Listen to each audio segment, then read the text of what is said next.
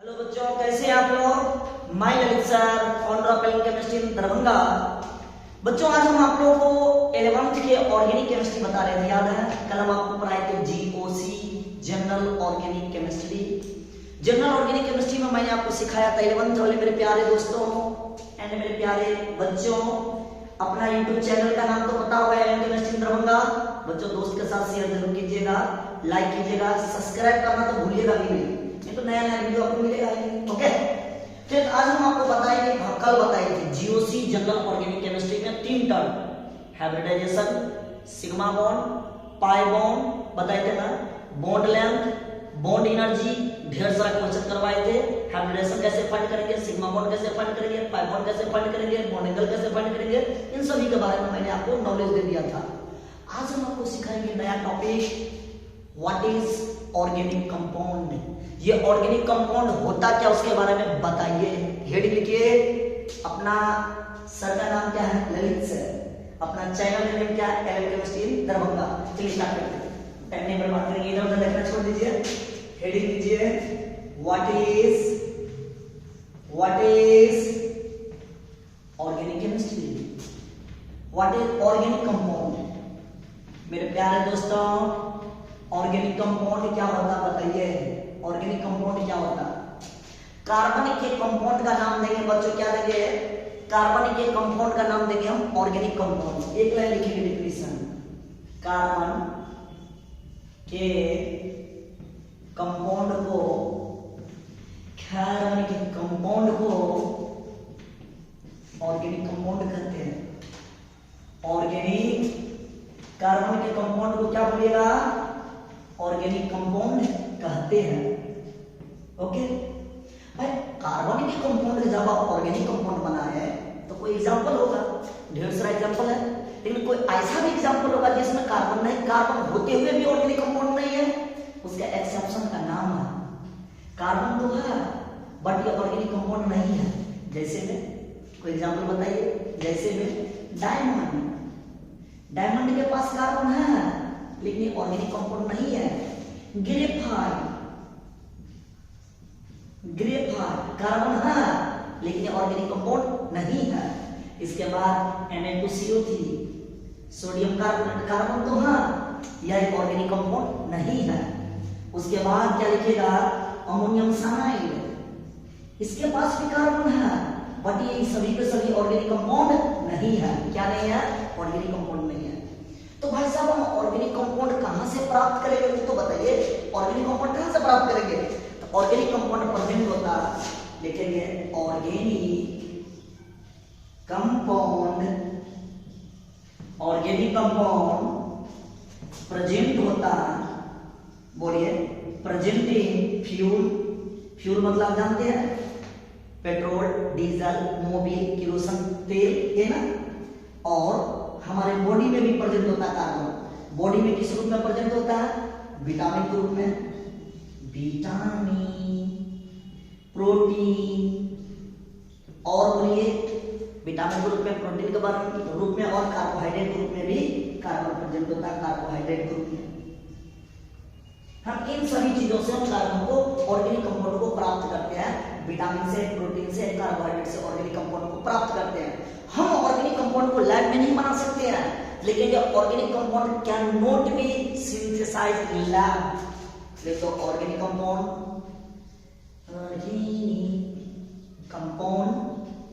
Can not be synthesized, can not be synthesized in lab. मेरे प्यारे दोस्तों, हम लैब में इसको सिंथेसाइज ऑर्गेनिक कंपाउंड को नहीं कर सकते हैं। और ऑर्गेनिक कंपाउंड कहां प्रेजेंट कहां रहता है, लेकिन ऑर्गेनिक कंपाउंड ऑब्टेन करेंगे, प्राप्त करेंगे कहां से बच्चों, नेचर से, प्रकृति से, हैं, एनिमल से, प्लांट से, ETC। इन सभी चीजों से क्या करेंगे, ऑर्गेनिक कंपाउंड को प्राप्त करेंगे। बट इन ऑर्गेनिक कंपाउंड कहां से प्राप्त करते हैं, इनऑर्गेनिक कंपाउंड। मेरे प्यारे दोस्तों, इनऑर्गेनिक कंपाउंड को हम ऑब्टेन करते हैं इनऑर्गेनिक कंपाउंड को हम प्राप्त करते हैं, कहां से प्राप्त करते हैं बोलिए? मिनरल से, खनिज से, ओर से, अयस्क से, इन सभी चीज से हम इनऑर्गेनिक कंपाउंड को प्राप्त करते हैं। तो ये ऑर्गेनिक कंपाउंड का फंडा हुआ, क्या हुआ? What is organic compound? Carbon के कंपाउंड को बोलते हैं ऑर्गेनिक कंपाउंड। एक्सेप्शन है, डायमंड में कार्बन है लेकिन ऑर्गेनिक कंपाउंड नहीं है। ग्रेफाइट में कार्बन है लेकिन ऑर्गेनिक कंपाउंड नहीं है। सोडियम कार्बोनेट में कार्बन है लेकिन ऑर्गेनिक कंपाउंड नहीं है। अमोनियम सल्फाइड में कार्बन है लेकिन ऑर्गेनिक कंपाउंड नहीं है। उसके बाद में लिखा ऑर्गेनिक कंपाउंड कहां पर प्रेजेंट होता है? फ्यूल में, हमारे बॉडी में। बॉडी में क्या, किस रूप में? विटामिन के रूप में, प्रोटीन के रूप में, कार्बोहाइड्रेट के रूप में ऑर्गेनिक कंपाउंड प्रेजेंट होता है। ऑर्गेनिक कंपाउंड क्या कौन भी सिंथेसाइज इन लैब? हम ऑर्गेनिक कंपाउंड को लैब में नहीं बना सकते हैं। उसके बाद ऑर्गेनिक कंपाउंड ऑब्टेन करते हैं नेचर से, प्रकृति से, एनिमल से, प्लांट से, इन सभी चीज से हम क्या प्राप्त करते हैं? Organic compound. But inorganic compound कहां से प्राप्त करते हैं? मिनरल्स, खनिज से एंड और अयस्क से प्राप्त करते हैं। ये सभी बात था ऑर्गेनिक कंपाउंड के बारे में। अब उस ऑर्गेनिक कंपाउंड के बारे में बहुत सारे विद्वान आए, अपना अपना बात रखे। उसके हेडिंग लिखे गए historical development of organic compound. Organic compound के हिस्टोरिकल डेवलपमेंट के बारे में। तो 1815 ईस्वी में, 1815 ईस्वी में विद्वान आए थे। उस विद्वान का नाम था बाबू, पता है? बर्जिलस नाम के विद्वान। कौन सा विद्वान था? बर्जिलस। तो चलिए इसके बारे में बताते हैं, थोड़ा सा दिखाते हैं। उसके बाद मैं हिस्टोरिकल डेवलपमेंट बताऊंगा। आज मैं आप लोगों को कहानी सुनाऊंगा। एक प्यारा सा कहानी है। सब विद्वान भी अपना अपना बात रखे। देखिए बहुत इंटरेस्टिंग टॉपिक आप पढ़िएगा, historical development of organic compound. दोस्त अगर ये वीडियो अच्छा लगा आप लोगों को तो शेयर जरूर कीजिएगा दोस्त के साथ, नहीं तो मजा नहीं आएगा। चलिए ध्यान दीजिए। सबसे पहले हिस्टोरिकल डेवलपमेंट में आप एनसीईआरटी की किताब में लिखा हुआ 1815 ईस्वी में विद्वान आए, ठीक है? उस विद्वान का नाम था, उस साइंटिस्ट का नाम था बर्जिलस नाम के विद्वान। कौन सा? बर्जिलस। बर्जिलस, LIUS, बर्जिलस नाम के विद्वान आए। बर्जिलस सर ने क्या चीज के बारे में बताया? आप एनसीईआरटी में लिखा हुआ वाइटल फोर्स थ्योरी के बारे में। इस थ्योरी के बारे में एक्सप्लेन किया, वाइटल फोर्स थ्योरी के बारे में। आपसे क्वेश्चन पूछेगा कि भाई वाइटल फोर्स थ्योरी कौन दिए थे? बर्जिलस सर ने। और बर्जिलस सर जी बोले थे जो हमारा ऑर्गेनिक कंपाउंड है ना, ये ऑर्गेनिक कंपाउंड एक रहस्यमयी बल है, रहस्यमयी ताकत है, जिससे ऑर्गेनिक कंपाउंड उत्पन्न होती रहती है, जिससे ऑर्गेनिक कंपाउंड उत्पन्न होता है। ये कौन बोले थे? बर्जिलस नाम के विद्वान बोले थे कि ऑर्गेनिक कंपाउंड जो होता है, ऑर्गेनिक कंपाउंड एक रहस्यमयी बल है या ताकत है, या रहस्यमयी बल या ताकत है, यह रहस्यमयी बल या ताकत है। अलग से ताकत मिलता, इसी ताकत से क्या मिलता? ऑर्गेनिक कंपाउंड उत्पन्न होता रहता। ऑर्गेनिक कंपाउंड उत्पन्न होती रहती है, उत्पन्न होती रहती है। ये कौन बताए थे? बर्जिलस सर।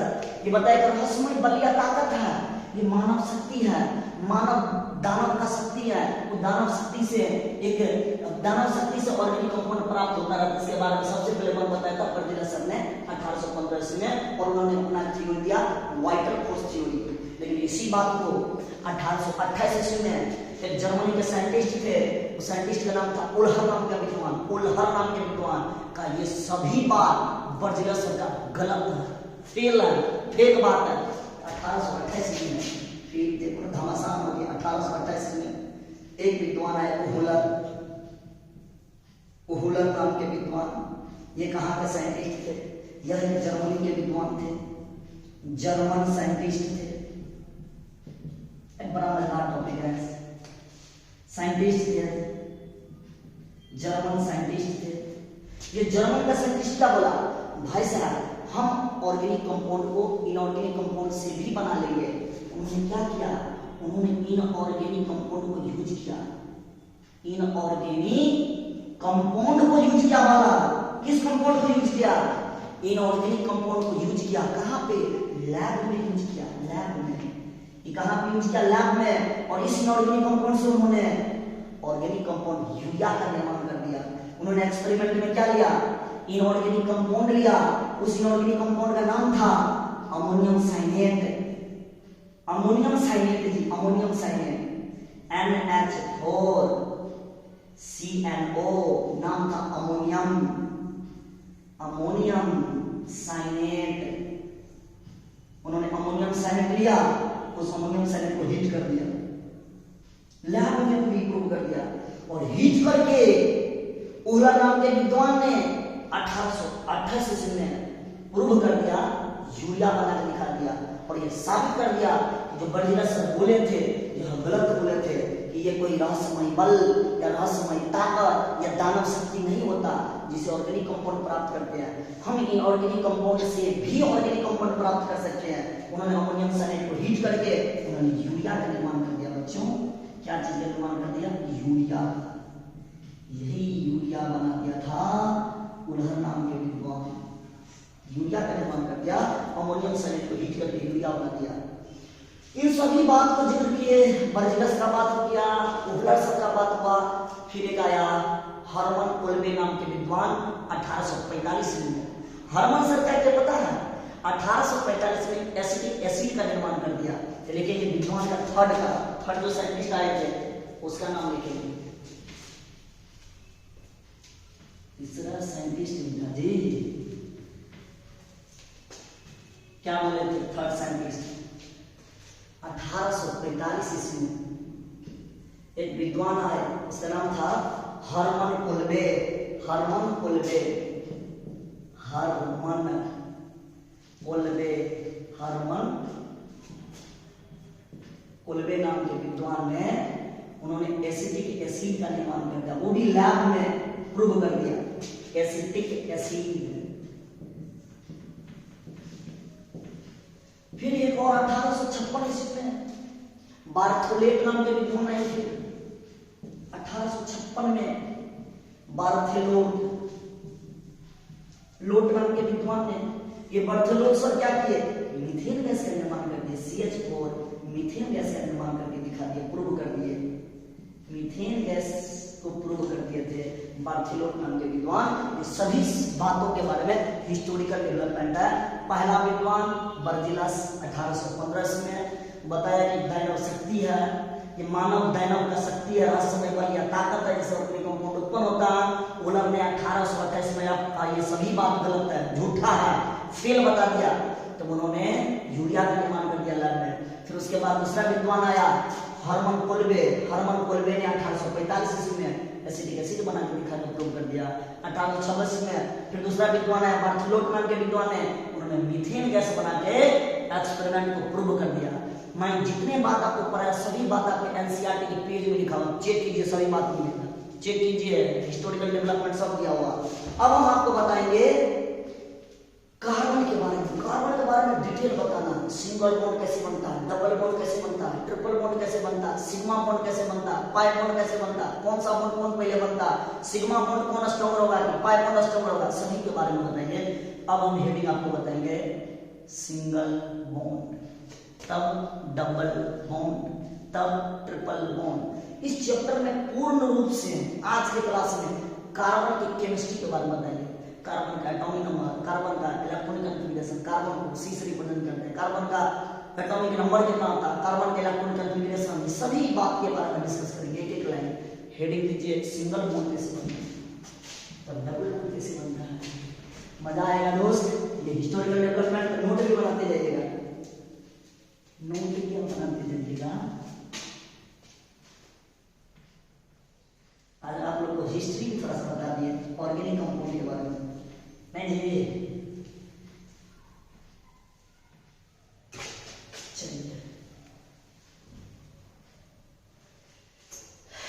चलिए अब इधर उधर देखना छोड़ दीजिए, थोड़ा सा दिमाग कंसंट्रेट कर लीजिए। फर्स्ट बताएंगे सिंगल बॉन्ड। सभी दोस्तों पढ़ लिया सिंगल बॉन्ड, डबल बॉन्ड के बारे में, पढ़े कि नहीं पढ़े? यस। सिंगल बॉन्ड का बेस्ट एग्जांपल मीथेन। देखिए इसका एग्जांपल होता है, बेस्ट एग्जांपल मीथेन। मेरे प्यारे दोस्तों, इसका नाम होता है मीथेन।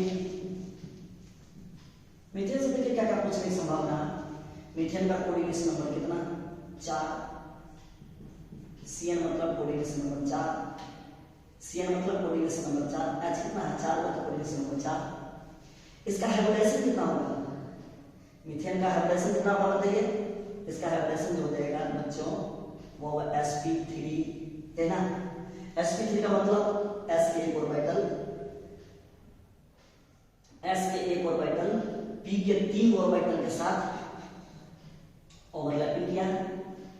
s के एक ऑर्बिटल p के 3 ऑर्बिटल के साथ ओवरलैपिंग करके बनाया sp3, है ना जी।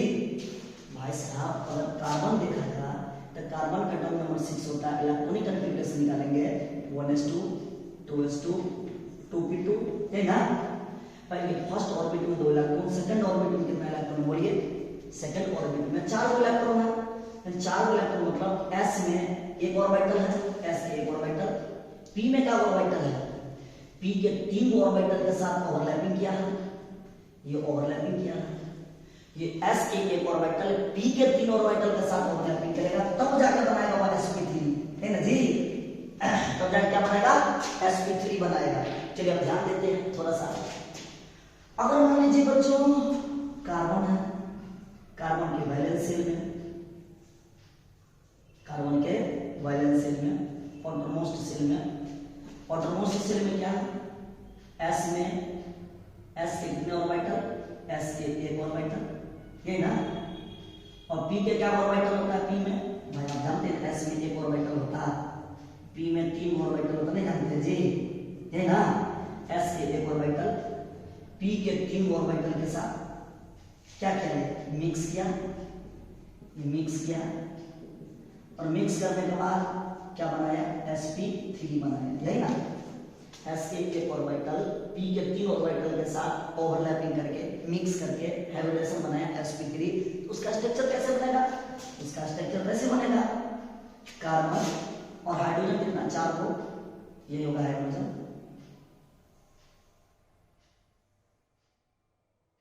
ये ना। इसका हाइब्रिडेशन कितना होता है, sp3। बोले से बच्चों इसका हाइब्रिडेशन sp3, इसका हाइब्रिडेशन sp3, इसका हाइब्रिडेशन sp3, इसका हाइब्रिडेशन sp3। 4 हाइड्रोजन है, हाइड्रोजन कैसे होता है, स्फेरिकल होगा, स्फेरिकल, ये ना। ये आपका होगा हाइड्रोजन, ये होगा हाइड्रोजन, ये होगा हाइड्रोजन, ये ओवरलैपिंग करेगा, ओवरलैपिंग करने के बाद ये स्ट्रक्चर बनाएगा मीथेन का स्ट्रक्चर, ऐसे ऐसे ऐसे ऐसे, है ना। इसी बॉन्ड को बोलते हैं सिग्मा बॉन्ड, ये भी सिग्मा बॉन्ड, ये भी सिग्मा बॉन्ड, ये भी सिग्मा बॉन्ड। तो मीथेन में कितना सिग्मा, कितना बॉन्ड, टोटल सिग्मा बॉन्ड बराबर कितना, टोटल सिग्मा बॉन्ड बोलिए कितना होगा, 4। टोटल पाई बॉन्ड बोलिए कितना होगा, 0। पाई बॉन्ड नहीं है तो इसमें देगा 0। ओके, यही बात आपको बताना सिंगल बॉन्ड के बारे में। भाई साहब एग्जांपल होता है मीथेन, मीथेन का कोऑर्डिनेशन नंबर 4, हाइब्रिडेशन sp3। इसके s के एक ऑर्बिटल p के 3 ऑर्बिटल के साथ ओवरलैपिंग करके बनाया sp3। माइनस कार्बन का number 6, electronic configuration 1s2 2s2 2p2, s के एक ऑर्बिटल, s1 का एक ऑर्बिटल p के 3 ऑर्बिटल के साथ ओवरलैपिंग करके sp3 बनाया। मैंने देखा वैलेंस से आउटरमोस्ट शेल में, आउटरमोस्ट शेल में s के एक ऑर्बिटल p के 3 ऑर्बिटल, ये मिक्स किया, मिक्स करने के बाद बनाया sp3। s के एक ही ऑर्बिटल है ना, s में जानते हैं एक ऑर्बिटल, p में 3 ऑर्बिटल तो बनाएगा sp3। मैंने स्ट्रक्चर बनाया carbon, sp3 sp3 sp3 sp3, 4 hydrogen है। हाइड्रोजन कैसे होता है, स्फेरिकल होता है, spherical spherical spherical spherical, bond बनाएगा, single bond single bond single bond single bond. तो बच्चों total sigma 4 bond, total pi bond 0। किसी को दिक्कत, ये हुआ सिंगल बॉन्ड में ठंडा के बारे में, ठीक। अब इसी के बारे में जब इतना पढ़ लिया, इसका ज्योमेट्री कैसा होगा, CH4 का ज्योमेट्री कैसा होगा, इसका जो ज्योमेट्री होगा, ज्योमेट्री के बारे में, टेट्राहेड्रल ज्योमेट्री, टेट्राहेड्रल ज्योमेट्री होता है। CH4 का ज्योमेट्री टेट्राहेड्रल होता। इसके बारे में विद्वान थे, उस विद्वान का नाम होता, उस साइंटिस्ट का नाम होता वान हॉफ नाम के विद्वान। वान हॉफ एक साइंटिस्ट है। वान हॉफ सर ने CH4 का स्ट्रक्चर बताया, इसका जो ज्योमेट्री बनेगा वो टेट्राहेड्रल ज्योमेट्री होगा। और उन्होंने बताया कि कार्बन की हम स्टीरियोकेमिस्ट्री भी बना सकते हैं। भाई स्टीरियोकेमिस्ट्री क्या होता है इसके बारे में बताया, स्टीरियोकेमिस्ट्री के बारे में बताया कि कार्बन के स्टीरियोकेमिस्ट्री भी बना सकते हैं। कार्बन के किसके बारे में, ये वोन सर ने बोला कि कार्बन के स्टीरियोकेमिस्ट्री भी बता सकते हैं, स्टीरियोकेमिस्ट्री। अब ये स्टीरियोकेमिस्ट्री के बारे में क्या होता है, कार्बन में क्या सिस होगा, ट्रांस होगा, क्या नाम समझे कि कोई कंपाउंड का मिरर इमेज बनेगा कि मिरर इमेज नहीं बनेगा। इन सोचने के बारे में उन्होंने सोचना स्टार्ट करवा दिया। कौन, वॉन नाम के विद्वान है, उन्होंने स्टीरियोकेमिस्ट्री के बारे में बताया, इसीलिए वॉन सर को नाम दे दिया फादर ऑफ ऑर्गेनिक केमिस्ट्री। जो स्टीरियोकेमिस्ट्री के बारे में बताया इसलिए इसका नाम दे दिया, कौन सा नाम दे दिया, इसका नाम दे दिया father of organic chemistry, father of organic chemistry, organic chemistry का जनक, फादर ऑफ ऑर्गेनिक केमिस्ट्री। इतना बात क्लियर कीजिए। ये आपका सिंगल बॉन्ड का सभी फंडा हुआ। तब हम आपसे बात करेंगे डबल बॉन्ड, तब बात करेंगे triple bond. Single bond clear किए तो यहाँ पर हम आपको बताएंगे sigma bond and pi bond के बारे में। तो बच्चों सिग्मा बॉन्ड पाई बॉन्ड से पहले हम पढ़ते हैं, चलिए वीडियो आपका चल रहा है कि नहीं चल रहा है जी, बहुत बेहतरीन वीडियो चल रहा है। चलिए ओके, हेडिंग लिखिए। जब आपने स्टीरियोकेमिस्ट्री यहाँ पर पढ़ी है, फादर ऑफ ऑर्गेनिक केमिस्ट्री को हम किसको जानते हैं, क्वांटम फंक्शन को। अब देखते हैं कार्बन की स्टीरियोकेमिस्ट्री क्या होता है, कार्बन के बारे में पूरा डिटेल नॉलेज, कार्बन का स्टीरियोकेमिस्ट्री के बारे में।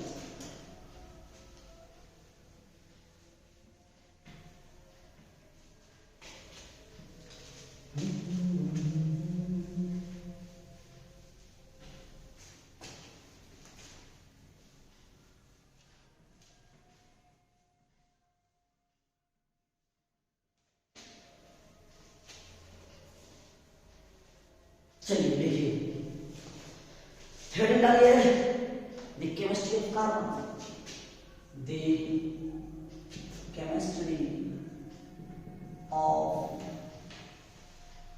कार्बन, कार्बन की केमिस्ट्री के बारे में डिटेल नॉलेज लेना। कार्बन क्या है, कार्बन एक एटम है, कार्बन क्या है, कार्बन एक एटम है। कार्बन को सी से रिप्रेजेंट करते हैं, रिप्रेजेंट करते हैं। कार्बन का एटॉमिक नंबर कितना होता है, कार्बन के एटॉमिक नंबर कितना होता है, 6 होता है। कार्बन के इलेक्ट्रॉनिक कॉन्फ़िगरेशन क्या होगा बच्चों, इलेक्ट्रॉनिक कॉन्फ़िगरेशन, कार्बन के इलेक्ट्रॉनिक कॉन्फ़िगरेशन कितना होगा, इलेक्ट्रॉनिक कॉन्फ़िगरेशन बोले क्या होगा, इलेक्ट्रॉनिक कॉन्फ़िगरेशन होता है 1s2 2s2 2p2। First orbit में 2 इलेक्ट्रॉन, सेकंड ऑर्बिट में कितना है, 4 इलेक्ट्रॉन। ये 4 इलेक्ट्रॉन को क्या बोलते हैं, सेकंड ऑर्बिट में कितना इलेक्ट्रॉन बाबू, 4 इलेक्ट्रॉन, जिसको क्या बोलते हैं, वैलेंस शेल के नाम से भी जानते हैं, इसी को तो बोलते हैं वैलेंस शेल। वैलेंस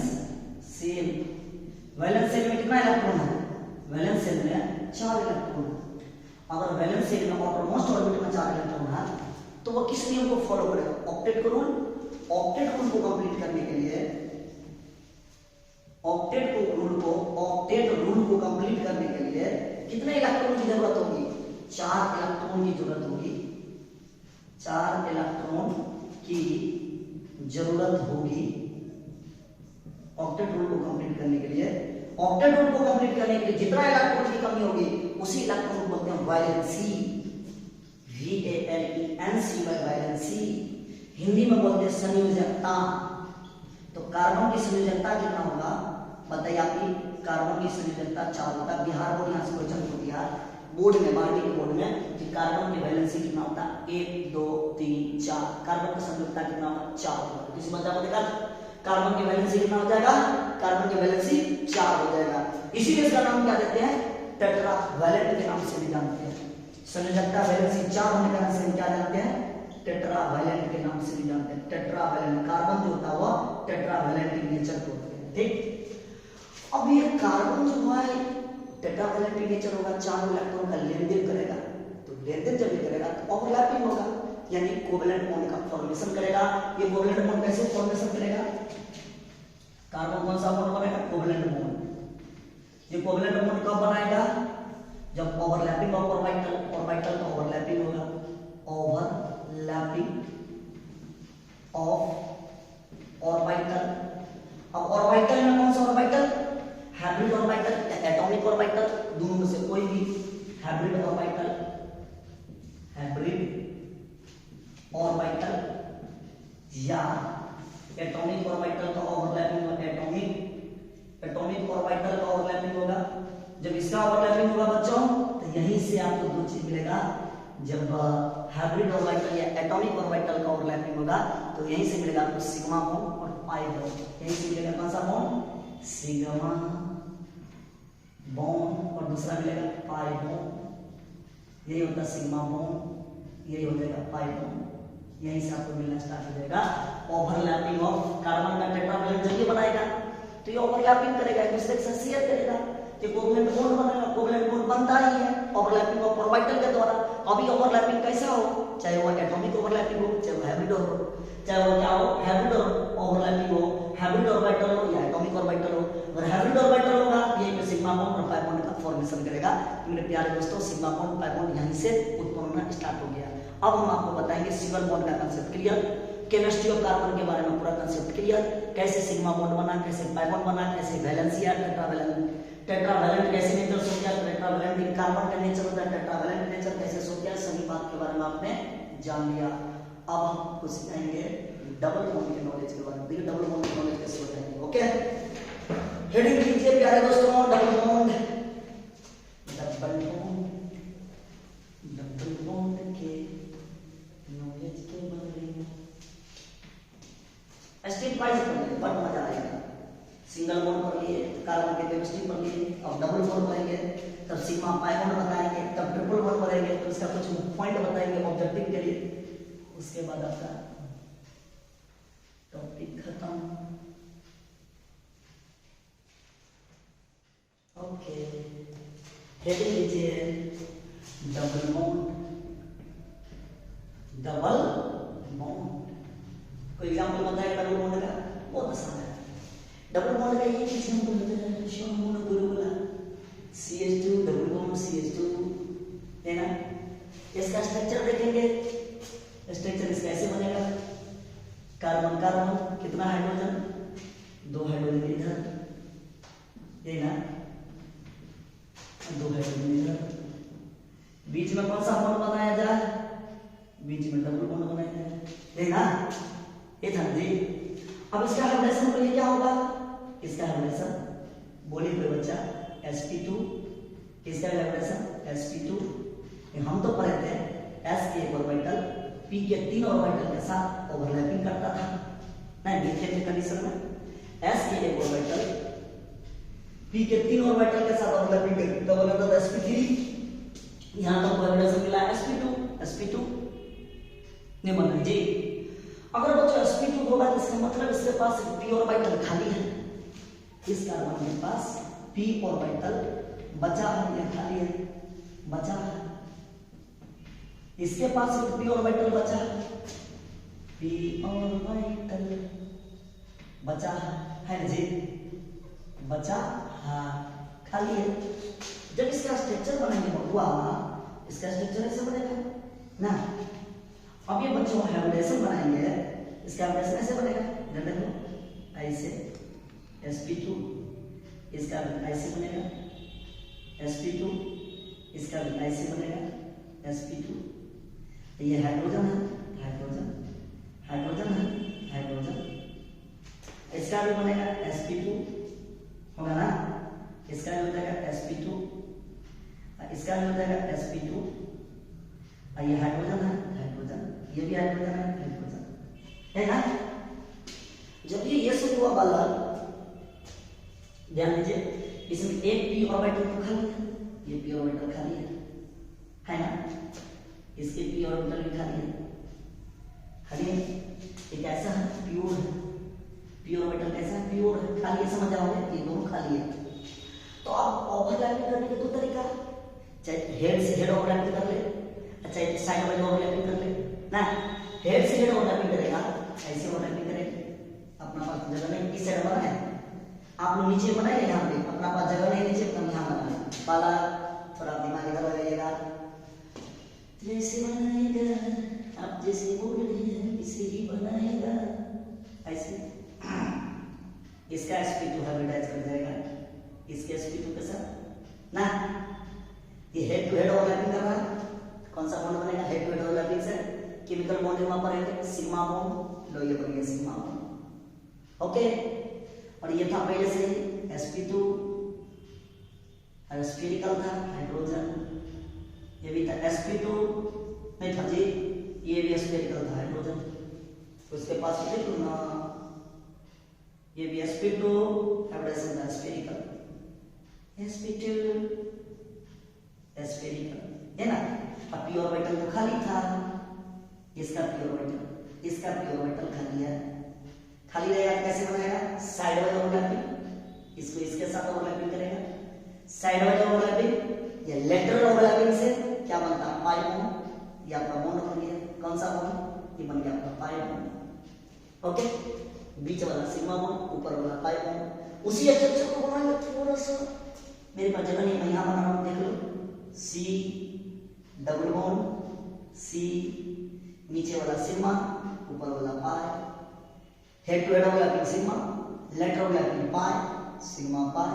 अप्रूव हो गया डबल बॉन्ड में सिग्मा एंड पाई। यहां से प्रूव करके दिखा दिया कि हेड टू हेड ओवरलैपिंग जो होता है वो सिग्मा, और ये वाला जो ओवरलैपिंग होगा पाई, और ये यहां पे जो होगा वो भी होगा सिग्मा। होगा जी, ये हाइड्रोजन, ये हाइड्रोजन, ये बॉन्ड भी सिग्मा, ये भी सिग्मा, ये भी सिग्मा, ये भी सिग्मा। किसी बच्चा को दिक्कत, किसी को दिक्कत बोल सकते हैं आप, आपने डबल बॉन्ड के बारे में पूरा मैकेनिज्म पता है। ठीक, अब हम आपको नॉलेज बताएंगे ट्रिपल बॉन्ड के बारे में। ट्रिपल बॉन्ड पढ़ने से पहले हम आपको पहले सिग्मा पाई के बारे में बताते हैं, sigma bond, sigma and pi bond के बारे में बताते हैं। तो पहले ध्यान दीजिए, हेड लीजिए, सिग्मा पाई बॉन्ड को कुछ दो चार क्वेश्चन करते हैं ताकि माइंड में आ जाए। तो बच्चे हेड लीजिए, सिग्मा एंड पाई बॉन्ड।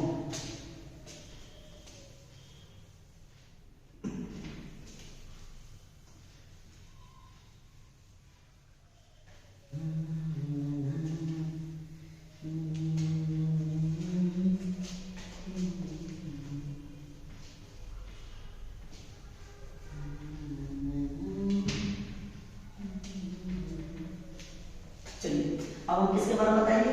पहले सिग्मा एंड पाई बॉन्ड के बारे में समझ लीजिए। सिग्मा पाई बॉन्ड यहां बताऊंगा मैं, sigma and pi bond, pi bond के बारे में। इस सिग्मा का कंसेप्ट जानते, दो एटम के बीच में सबसे पहले बनने वाला बॉन्ड का नाम होता है सिग्मा बॉन्ड। दो एटम के बीच बनने वाले सबसे पहला बॉन्ड होता है, दो एटम के बीच, दो एटम के बीच बनने वाले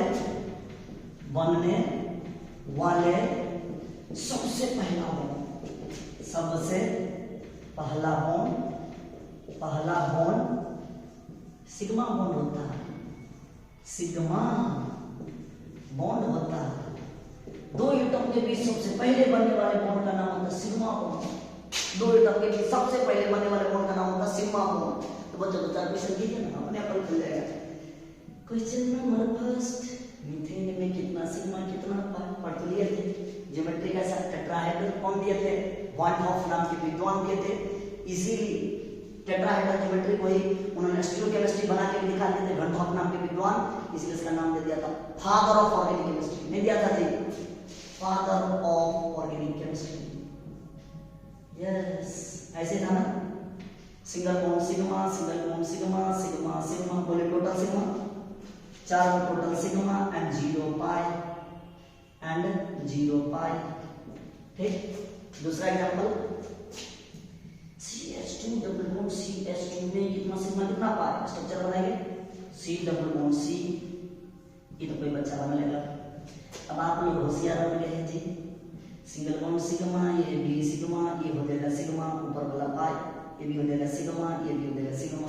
बोले टोटल सिग्मा 2 3 4 5, 5 गो सिग्मा एंड ये गो पाई बॉन्ड, डबल बॉन्ड होगा ना। चलिए बताइए, C triple bond C H, क्या वो सिग्मा क्या हो पाए, सी ट्रिपल बॉन्ड सी, ये हो गया single bond H, single bond H, एक सिग्मा दो पाई, ये भी होगा सिग्मा, ये भी होगा सिग्मा, तीन सिग्मा एंड दो पाई। ठीक, एक बार क्वेश्चन बना लीजिएगा, C H three C H two O H में कितना सिग्मा कितना पाई बताइए, बताइएगा। CH3 में कितना सिग्मा कितना पाई, स्ट्रक्चर बना के जवाब दे देना। बनेगा कि नहीं बनेगा, बन जाएगा दोस्तों। अब हेडिंग आप डालिए ट्रिपल बॉन्ड, कौन सा बॉन्ड के बारे में, ट्रिपल बॉन्ड, मिटा दे, ओके। हेडिंग डालिए triple bond,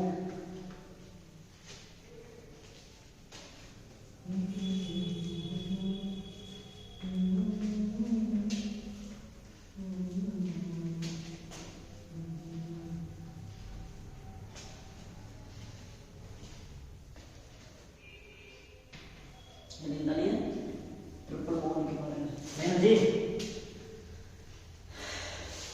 triple bond triple bond के बारे में कोई बेस्ट एग्जांपल बताएगा ट्रिपल बॉन्ड का, बोलिए तो, बोले क्या होता है example, C H triple bond C H, okay.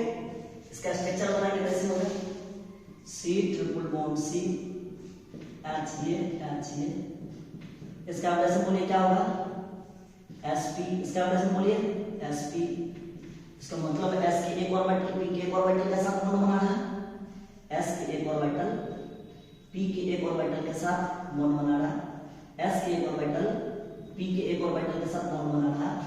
ये जब कार्बन के बारे में देखे थे, कार्बन का atom number 6 1s2 2s2 2p2 ये था ना, तो भाई इसमें आप क्या देखे थे, s का एक ऑर्बिटल p के तीन ऑर्बिटल के साथ बॉन्ड बनाता था। इसका मतलब यहाँ पे दो p के दो ऑर्बिटल खाली है, ये कार्बन के दो p ऑर्बिटल खाली है, दो p के दो ऑर्बिटल खाली है, खाली है ना। इस कार्बन में p के दो ऑर्बिटल तो खाली है, p के दो ऑर्बिटल खाली है ना। इसका स्ट्रक्चर बनाए हम, इसका स्ट्रक्चर क्या बनाए, देखिए जगह का कोई दिक्कत नहीं हो, ये कार्बन, ये हाइड्रोजन हो गया sp, हाइड्रोजन लगाता है H, फिर ये भी इसका स्ट्रक्चर होगा sp, फिर ये भी एक स्ट्रक्चर होगा sp, फिर ये भी एक स्ट्रक्चर बनेगा sp, है ना। p के दो ऑर्बिटल खाली है, चलो एक ऑर्बिटल ये, एक ऑर्बिटल ये, दोनों खाली है, नहीं खाली है, तो बोलो नहीं रहते बाहर, दोनों ऑर्बिटल खाली है। अब ये ओवरलैपिंग करेगा, नहीं करेगा, ये दोनों को दोनों खाली है, ये इसके साथ ओवरलैपिंग करेगा, ओवरलैपिंग करने का तरीका देखो, ऐसे कार्बन कार्बन, ये भी ओवरलैपिंग कर लिया इसके साथ sp, ये भी ओवरलैपिंग कर लिया इसके साथ sp, ये होता है sp, ये भी होता है sp, ये हाइड्रोजन था तो स्फेरिकल, हाइड्रोजन था तो स्फेरिकल, चलिए ओके। ये था ना खाली वाला, और इसका भी यही था ना खाली वाला। अब ये होगा सबका सब कैसे होगा 90 डिग्री पे, ये भी कैसे होगा 90 डिग्री पे, तो इसके साथ ये ओवरलैपिंग कर जाएगा, कैसा ओवरलैपिंग है, कैसा ओवरलैपिंग है, साइड वाइज ओवरलैपिंग या लेटरल ओवरलैपिंग, और ये इसके साथ ओवरलैपिंग कर जाएगा। फिर इसी कंडीशन में बोलिए क्या किया, बोलिए वाला ये इसके साथ ओवरलैपिंग करेगा,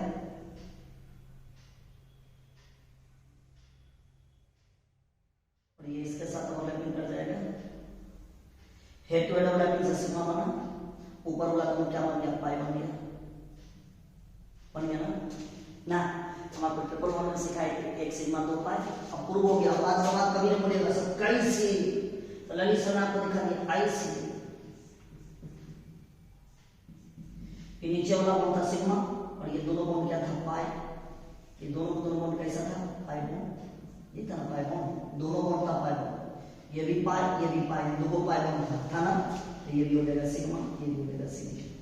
ओके, किसी बच्चा को दिक्कत, आपने सिंगल बॉन्ड के बारे में पढ़ा है, डबल बॉन्ड के बारे में पढ़ा है, ट्रिपल बॉन्ड के बारे में पढ़ा है, तो किसी को दिक्कत आप बोल सकते हैं, मैं आपको बताने के लिए एनी टाइम तैयार हूं। ओके, किसी वाला को दिक्कत, इसमें दो सिग्मा बनेगा, एक सिग्मा दो को पाई, एक ये वाला पाई, एक ये वाला पाई, दो पाई बनेगा। ठीक, ट्रिपल बॉन्ड एक सिग्मा दो पाई, नीचे वाला सिग्मा का दो ऊपर वाला पाई बनेगा। ओके, चलिए बालक, अब हम कुछ आपको क्वेश्चन करवाते हैं, थोड़ा सा ध्यान दीजिए।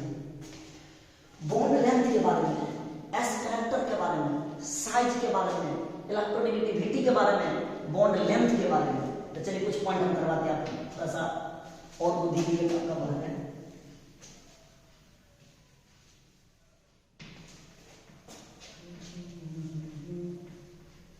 लास्ट टाइम में कुछ आपको डिस्कस करेंगे क्वेश्चन, ध्यान दीजिए। जैसे अभी आप पढ़े सी सिंगल बॉन्ड सी के बारे में, सी डबल बॉन्ड सी के बारे में, सी ट्रिपल बॉन्ड सी के बारे में, है ना। इसका ऑपरेशन क्या पढ़े थे बोलो, sp3 sp3 sp2 sp2, इसका क्या पढ़े थे, sp और sp, है ना। इसका s कैरेक्टर का परसेंटेज कितना होगा, 3 4 होगा, 100 में कितना परसेंटेज, 25%। इसमें s कैरेक्टर कितना होगा, 2 3 को है, 33.3%। इसमें s परसेंटेज कितना कैरेक्टर होगा, 50%, s कैरेक्टर 50% होगा ना। तो साइज के बारे में लिखा जाए, साइज के बारे में, साइज लिखा जाए, और sp से साइज होता बड़ा होगा sp2 का, उससे बड़ा होगा sp3 का।